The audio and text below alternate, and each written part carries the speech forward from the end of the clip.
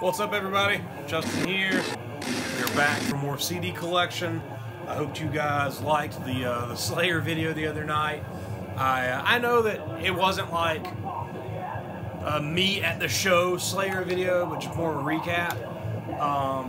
But that's how it worked out. So speaking of Slayer, that's who we're listening to tonight. This is called Slayer Hell No Longer Awaits. And it is a live cassette. I've had this, I don't know, a few years. I got it in a trade. And it is on, let's see here, Hounds of Tindalos Productions. But, and it's Fuck 001 is the catalog number. So it's a live set from '86, February 1st, '86 in San Diego, California. And it's all material from the first two albums. And then on side B, various rehearsal sessions, '86 to '87, and and two songs from the very first Slayer demo. The sound is pretty shitty, but if you know these Slayer songs, you can pick them out. So it's a nice look at, you know, an early stage of the band. But by '86, Slayer were already playing like big, like metropolitan, like civic arenas, you know, places that seat several thousand people. That's just crazy, the metal scene like that back then. But it's just a rad, you know, little fucking DIY bootleg live tape trader demo. And I've been in a big Slayer mood lately, so. Alright, into the CDs. We are finishing out the G's, or we're almost finishing out the G's. And up first we have Graveland. I really like Graveland, but if you look at how immense their catalog is, I've only got a handful of things. But first I have 3 different versions of In the Glare of Burning Churches. So In the Glare of Burning Churches is the first thing I think of when I think of Graveland. It's the first thing I ever heard. And that image is just so grim. I mean, that is 1990s black metal to me, just in a nutshell. Just a fucking burning church. Of course, Graveland, they're a Polish black metal band. They've gotten some flack for some edgy, you know, thematic elements. They have morphed into a total, like, just Viking kind of pagan metal band now. I haven't heard their new material in years. I have no idea, like, if it's good or not. But In the Glare of Burning Churches was a demo, and it was 4 or 5 demos into their discography. And this version is a CDR that someone gave me. That's not my handwriting. And I just printed this out myself. You know, just front and back, nothing inside. Just so I could have my own, you know, copy of it. And this is what I had for several years. Graveland CDs were not easy to find 15 years ago. But this release, man, it is the coldest, grimmest, fucking darkest black metal. It's not super fast, it's not slow, it's real mid-paced. But Graveland just, man, they sound like no other band. Then, I don't know, 5 or 6, 7, 8 years ago, Forever Plague Productions re-released a bunch of Graveland stuff, and they put out this version of In the Glare of Burning Churches with the original demo. This is the artwork on the demo itself. And then there's a high-res picture of the burning church. That's the famous image. Just, you know, just grim. A lot of the flack that Graveland caught is because Capricornus played drums in the band back then. And of course, he went on to do Capricornus, which is kind of an avowed white power NSBM band. And then I have this version, which is in a really nice slip sleeve, completely, you know, redone artwork and layout. A huge book. It's all in Polish and English. It's kind of a history of the release. It's a history of the band. You know, look at all the scans and everything. This is essential for this record.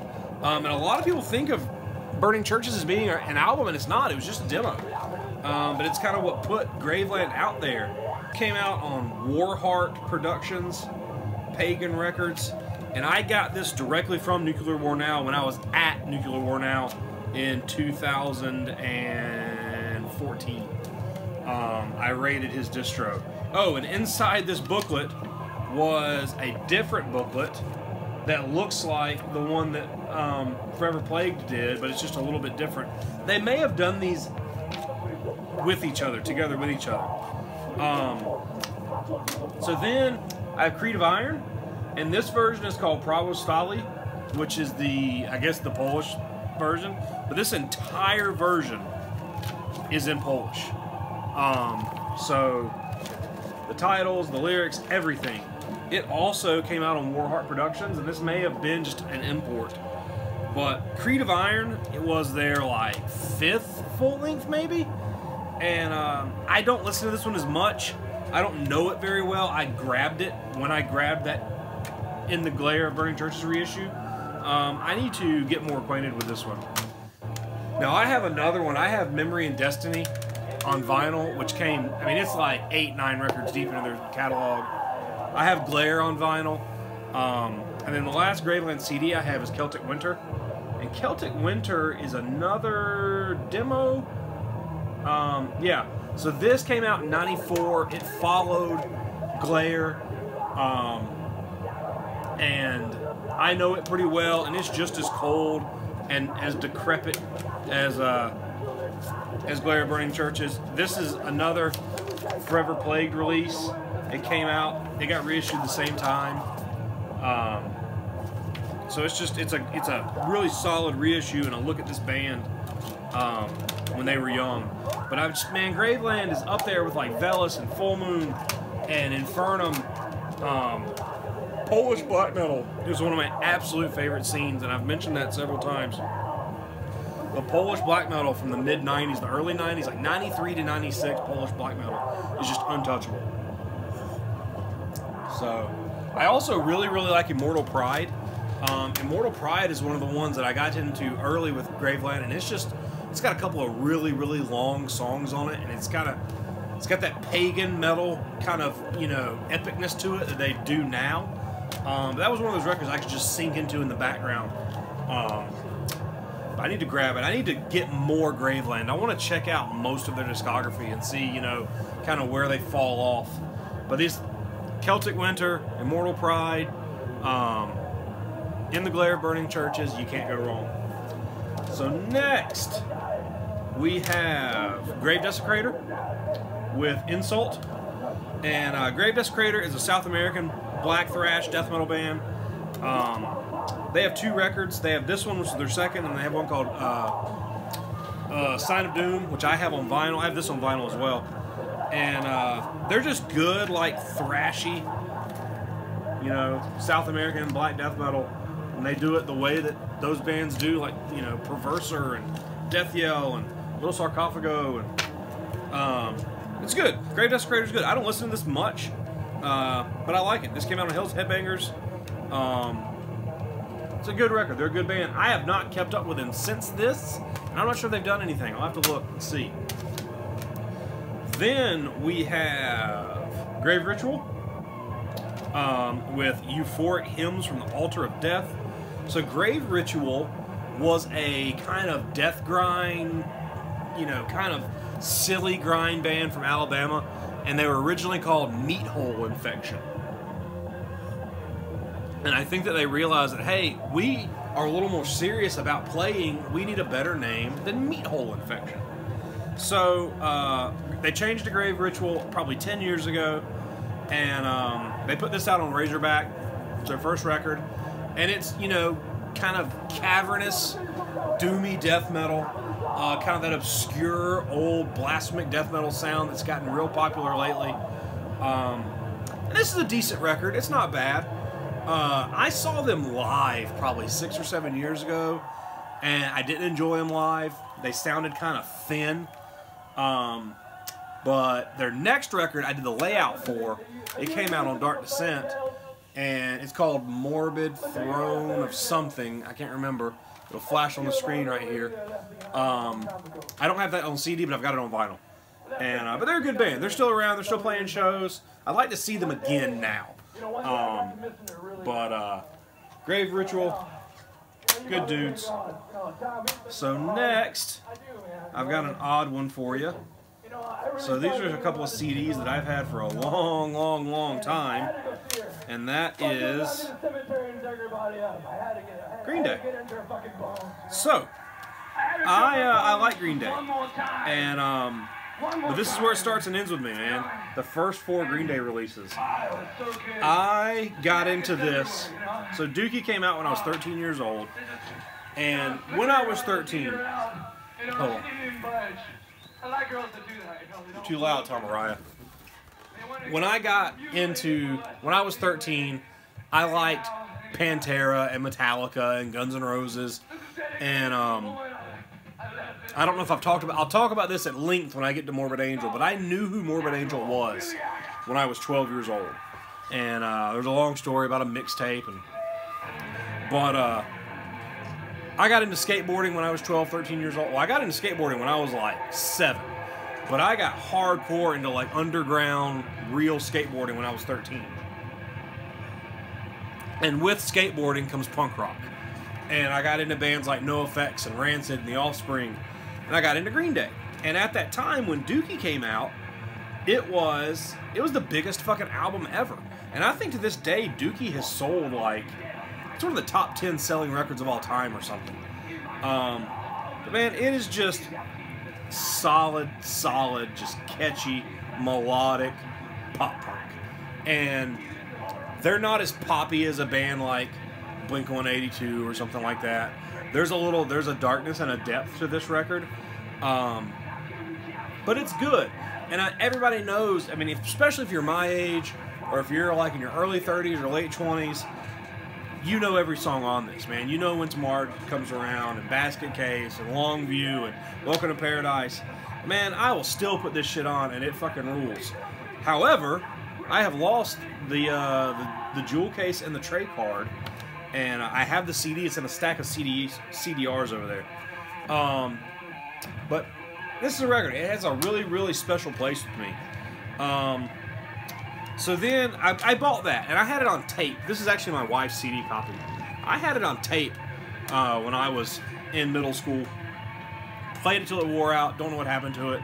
I remember it was on a blue cassette tape, and I'd never seen a colored cassette shell. It was like a clear shell with blue liners, and I always thought that was fucking awesome. So after I got obsessed with Dookie, I went back and I found the early stuff. So Kerplunk was their second record, and man, came out on Lookout in what, like 92, 91, something like that. As far as I know, this is a pretty early pressing of it, and I've had it for 25 years. I think I bought this at Sam Goody in Underground Atlanta. But this has got, I mean, killer songs all the way through. 2,000 Light Years Away, Welcome to the original version of Welcome to Paradise, Christie Road, Android, fucking No One Knows, Sweet Children. Fucking killer record. And then 1039 Smoothed Out Slappy Hours is a combination of 2 EPs, 39 Smooth, it's several EPs, 39 Smooth, Slappy, and the 1000 Hours EP. And I've also had this, it's all like fucking Coke spilled on it or something. I think I've had this since 1994. I think I've had all of those since 1994. So we're going on 25 years. And this material is a little rawer, a little dirtier, a little, you know, shittier sounding. But they were kids, man. Listen, they were like 20 when they recorded this. They recorded the biggest album of fucking all time. One of the top 10 biggest selling records of all time. They were 20 years old. And then the follow-up to Dookie was Insomniac. and Insomniac was like, obviously like, okay, now they're a major label band, and it's way more rock oriented, but it's still a solid record. Like an Armitage Shank, Stuck With Me, Brain Stew, Jaded. This is a good one. But it also, like, this is where it started to turn the tide, and then I totally, like, lost interest after this one. I was a freshman in high school when this came out, and I was getting pretty into, like, I'd gone from punk rock into hardcore, and I was really getting into a little bit more metal, and within about a year, like, I was just totally into, like, Cannibal Corpse and Morbid Angel and Obituary, and I left a lot of that shit behind for years. But those first 4 Green Day releases are just, they're good. For me, they're good. So, we've got a few more here. This is The Howling Damned by Grenade. And this came out on Hell's Headbangers a bunch of years ago. And I have no idea. This is Hell's 16. So this is the 16th release Hell's Headbangers put out, if that gives you any idea how old this is. And I believe that these guys are Australian and they play like black thrash metal, but I'm not sure. Like I said, I used to get like every Hell's Headbangers release. We used to trade so much, and I need to put this on and listen to it. Then we've got the Grey Wolves with Catholic Priests Fuck Children. I talked about this a couple months ago when I bought it. But this is a Power Electronics kind of death industrial release. This is a recent reissue on CD on Hospital Productions, but I think this was originally recorded in the late 80s. So it's old, just grim, droney, fucking nasty Power Electronics. Then we have Grotesque Formation with Basement Decompositions. This came out on Severed Records. If you have a brain at all, you know that that means it is super brutal death metal. And one thing interesting about this is from the early 2000s. This featured Sean Whitaker on vocals, and this came out in 2006. And it's good. I mean, it's just like, it's your standard, just kind of brutal death metal, you know, guttural vocals and slammy riffs, and it's a little technical and lots of breakdowns. You know, crepitating decapitation, gestational disgorgement, copulation of necrotic remains. You know, I'm a sucker for that shit. But Sean Whitaker was a singer on this, and Sean Whitaker went on to do Viral Load, was a really popular brutal death metal band, and he went on to do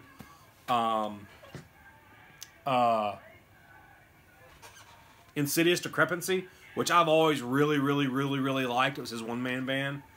And then he toured as Pathology singer. He toured as Cerebral Bore's singer. He did a lot, and then he disappeared. He had a couple of, like, mental breakdowns on Facebook for, like, fucking super public shit on Facebook. He disappeared a few years ago, and word on the street is that he found Jesus, and he is a Christian now, so fuck that guy. Then we have the split with Taint and Grunt, Schoolyard Bruises. And this is just super harsh noise wall. It is just a wall of static for however long this is. And Grunt and Taint. Grunt is, if I remember correctly, it is Miko Aspa from Clandestine Blaze. And I'm not sure about Taint. But this is nasty shit. I listened to it a couple times. I like this kind of stuff. When I'm in a really fucking bad, stressed out mood, I like to put on some harsh noise. And it makes my head stop thinking. So, last up for this round, we have the soundtrack to Gummo. And if you've never seen Gummo, go watch it. It is a picture of white trash America. But I got this soundtrack way before I ever saw the movie. A buddy of mine had it, and I kind of snagged it from him. And the reason I wanted this so bad is that it had, and at the time, exclusive Mortician track. I don't know if you see that. Skin Peeler by Mortician. Which I can't remember if that ended up on anything. I'll have to look. It may be on Domain of Death. But Gummo's about 20 years old now. But listen, man, it's got Absu, I Hate God, Spaz, Bethlehem. And see, like, the Bethlehem song, and this is what turned me on to Bethlehem. It's off of Dictatus Tater Card. Burzum, it's the first time I ever heard Burzum. Bathory, Braria, Knifeline, Mortician, and a few other things that I'm not crazy about. But, you know, it's a good soundtrack. It's a good little compilation of some underground extreme metal. And it was nice of Harmony Korine to really put those kind of bands out there on a somewhat major motion picture. Oh, this also has Mystifier on it, with Give the Human Devil His Due, which is my favorite Mystifier song. And what's funny is I listened to this a bunch, and then I watched the movie. And there's a part in the movie where there's a cat hanging from a tree, and they're beating the dead cat, and there's this super fucking heavy death metal song playing. And I never could find it on here. I'd go back and I'd listen to this, and that's not it, that's not it, that's not it. And finally, I asked someone, or I looked it up, like, I got this way before you just Google shit. And I realized that song was Mystifier. Well, the problem is, that Mystifier song, and I'm going to link it below, is the one that starts out with the crazy wacko vocals. It's the first song off of the World Is So Good record. It's got these crazy fucking wacko clean vocals in the beginning, and every time I'd hear that, I'd skip it. But then after that is one of Mystifier's fucking just heaviest fucking just brutal death metal songs. And so that was the first time I heard Mystifier, and this was years before I got like super into like that underground of stuff. But Gummo was a watershed soundtrack. I mean, you know, over 20 years ago for me. So I probably got this around 99, I think. 99, somewhere in there. So, you know, almost 20 years ago. And it's a fucked up movie. Go watch it. That's it for this round. I hope you are enjoying my videos, and I've got a few more G's. I got a bunch of bands that start with guttural to get through, and then we'll get into the H's and the I's and so on and so forth. We got some more good stuff coming up. Let's talk about these. Let's talk about metal. Let's talk about Slayer. Comment, like, subscribe. Listen, if you watch this, click the like button. The more thumbs up it gets, the more it gets pushed out there. The more comments I get, the more it gets pushed out there. And I want to keep growing this channel. So help me out. If you like it, help me out. Talk to you guys later.